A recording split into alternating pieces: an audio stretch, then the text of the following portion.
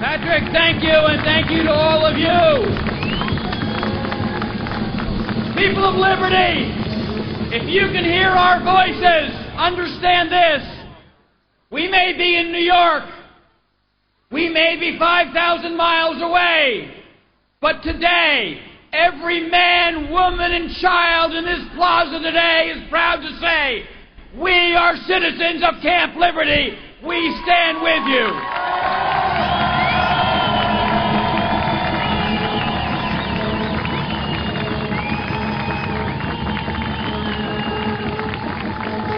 Camp Liberty, you may be on the front lines, but you are not alone, and you will never be forgotten. When the history of a free Iran is written, it will be said that there was a time of darkness, despair, and death when 3,100 proud Iranians in the great tradition of Persia stood strong, stood free, never gave in, never gave up, and a free Iran was built on their shoulders. To them we give our honor.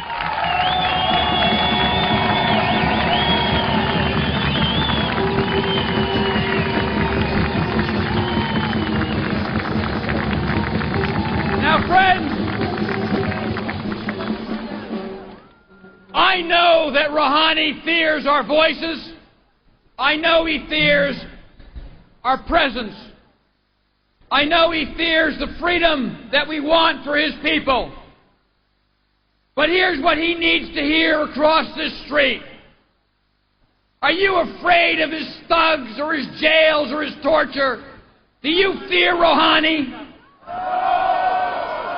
Do you swear that you will come to this plaza every year, every time, until the last man, woman, and child of Iran breathes free? Are you committed for life? Well, so am I. And I'm committed to something else. You see, as the years pass, we're all getting a little older. I understand how many years have passed me by. But there are some things I remember. Some things about America. I remember an America that wouldn't stand or sit or talk to terrorists. I love that America.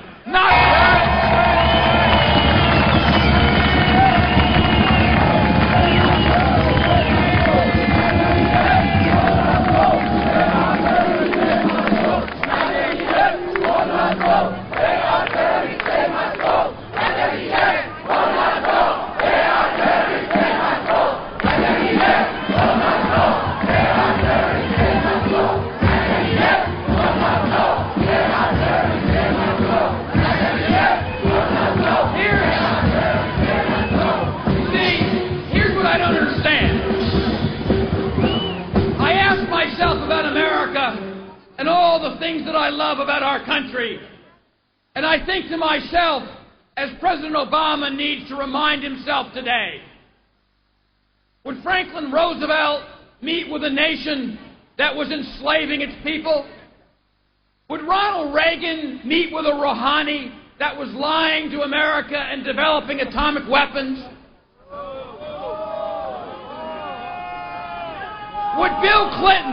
Would Bill Clinton meet with a president who just participated in murdering 52 of his own people in a refugee camp?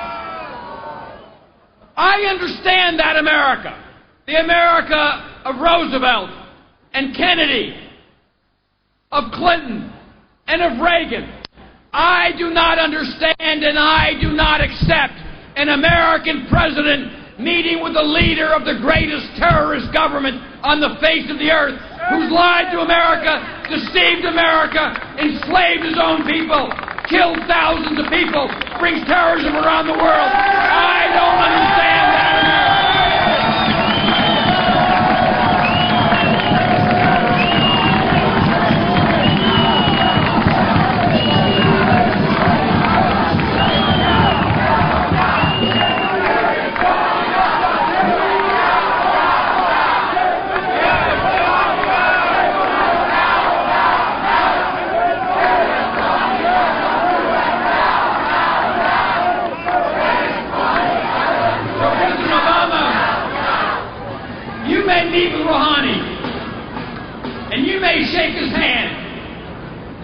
after you wipe the blood from your own hands, tell him this. You may talk to him, you may compromise with him, but the people of Iran, will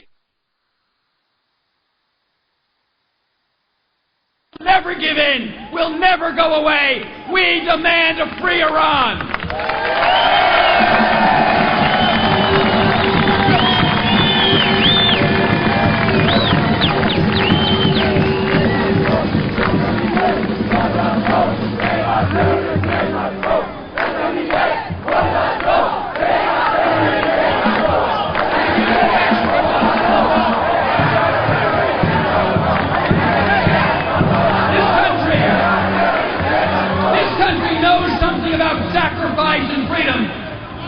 We demanded freedom for Eastern Europe, and we fought for it. We've demanded freedom in Latin America, and we fought for it. We've demanded freedom for people all around the world, and so I ask this, as we meet with Rouhani today, why do the people of Iran deserve less than the other peoples of the globe? Why is freedom not good enough for the people of Iran? Why are the rights of the people of Iran any less important than those of Europe or Africa or Latin America? President Obama, we demand what everyone else demands, what America has demanded all around the globe. The freedom of the people of Iran is no less important, and it will not be compromised, and it will not be traded away.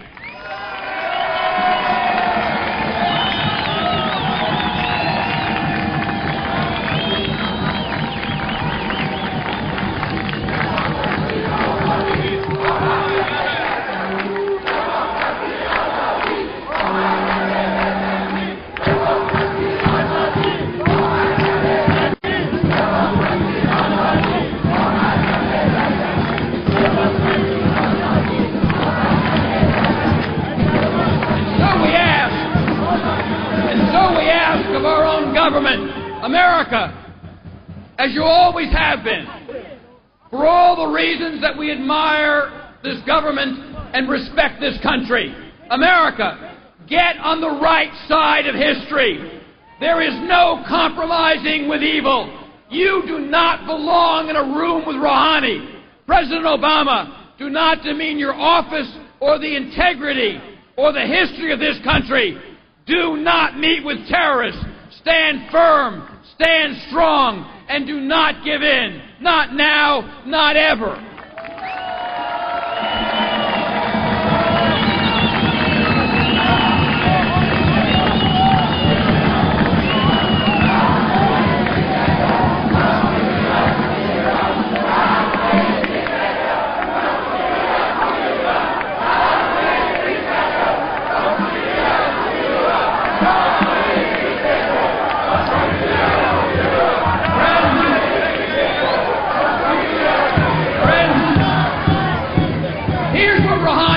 Understand. This is the mathematics of our struggle. Indeed, the struggles of all free people through history. Every tyrant believes that they can defeat the thirst for freedom. Every tyrant believes that brutality and torture and jails can bring security. But that's not the history of man. Rouhani, understand this. Every one of us you kill, every innocent refugee, every defenseless man, woman, child that you murder or torture, 1,000, 10,000, 100,000 will join our ranks to take their place. And for every one that you jail, for every one that you deny freedom, 10,000 more will raise their voices. I know you think in murdering 52 people in Ashraf that you will break our backs. You have not broken our backs, you have stiffened our spine.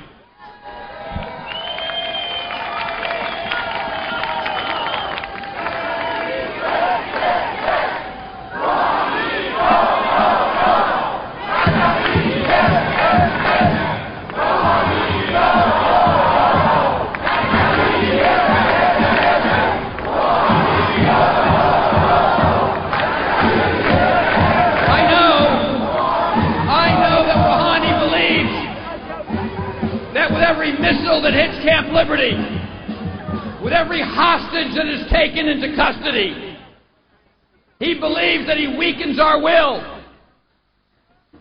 It is not so.